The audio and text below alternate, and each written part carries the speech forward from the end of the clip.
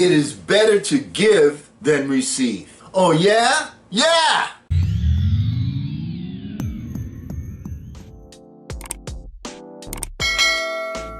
Hello again, everyone. I'm Eli's dad with Project Eli, where we educate, we lead, we inspire. And we've been working on a series based upon the book by John C. Maxwell, How Successful People Think. And we are at an interesting juncture in the book. And so far in the book we've discussed many kinds of thinking that can help you to achieve more. Each of them has the potential to make you more successful. What I want to acquaint you with now is the kind of thinking with the potential to change your life in a different way. It might even redefine how you view success. A lot of this is going to come directly from the book, so stay with me here. Let's take a look at some of the benefits of unselfish thinking. Unselfish thinking brings personal fulfillment, and few things in life bring greater personal reward than helping others. If you're a parent, if you're a coach, a teacher, anyone a mentor, I know that watching Eli hit a home run or score the winning basket or perform well in the play, in the school play, or get good grades, that makes me feel better than anything I could do. Does that make sense? And I know that was true of my dad, who spent a lot of time with me, teaching me, as one example, to be a baseball pitcher. We would spend hours and hours and hours, and when I went out there, and when I was 12, I was a pretty good pitcher, I know that he got tremendous satisfaction from that. So, and you know this yourself, I don't have to preach this to you. Being unselfish thinking is very, very fulfilling. Unselfish thinking adds value to others. In 1904, a lady named Bessie Anderson Stanley wrote the following, and I'm just going to leave it right here with her.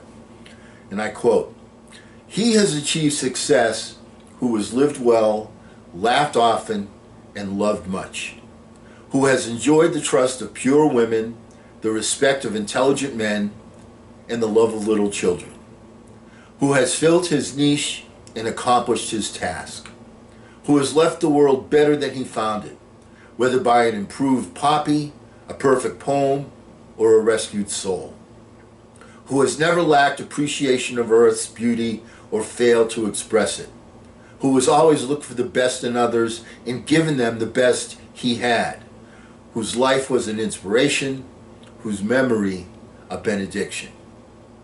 When you get outside yourself and make a contribution to others, you really begin to live. Amen. Third, unselfish thinking encourages others' virtues.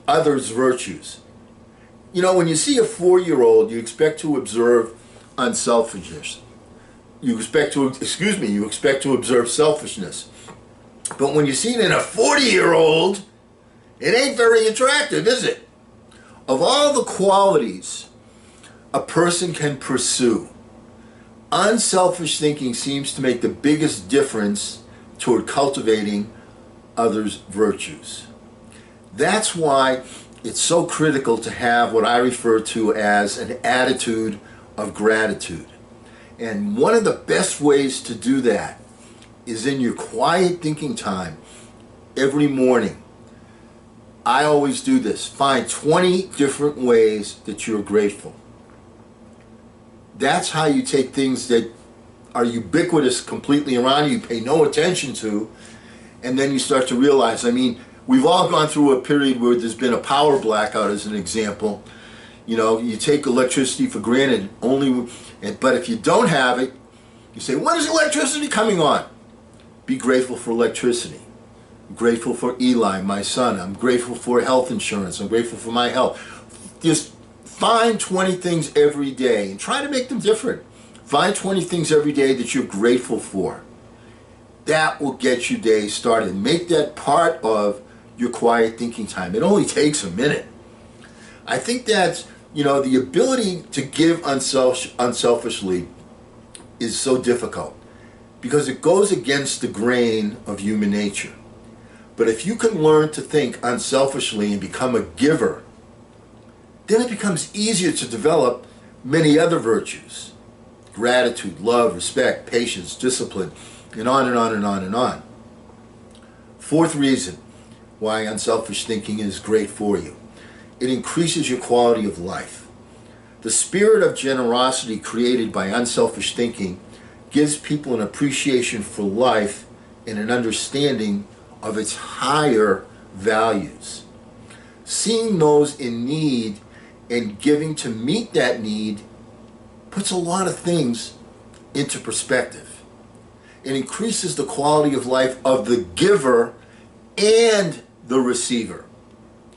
That's why I believe there is no life as empty as the self-centered life. There is no life as centered as the self-empty life. If you want to improve your world, then focus your attention on helping others. When you're down, help somebody that's worse off than you are. The lesson to be learned? Simple. Instead of trying to be great, be part of something greater than yourself. Unselfish thinking creates a legacy. Eli, I know right now you're not thinking a whole bunch about legacy, but as you get older, you start thinking a little bit about legacy. Jack Balasek said, and I quote, "Learn, earn, return. These are the three phases of life. The first third should be devoted to education. The second third to building a career and making a living. And the last third to giving back to others, returning something in gratitude. Each state seems to be a preparation for the next one." Unquote. And you know, you as you get older, or as I like prefer to say it, more seasoned, more mature, you tend to think that way more and more every single day. I know at this stage of my life, I'm thinking that way. If you are successful, it becomes possible for you to leave an inheritance for others.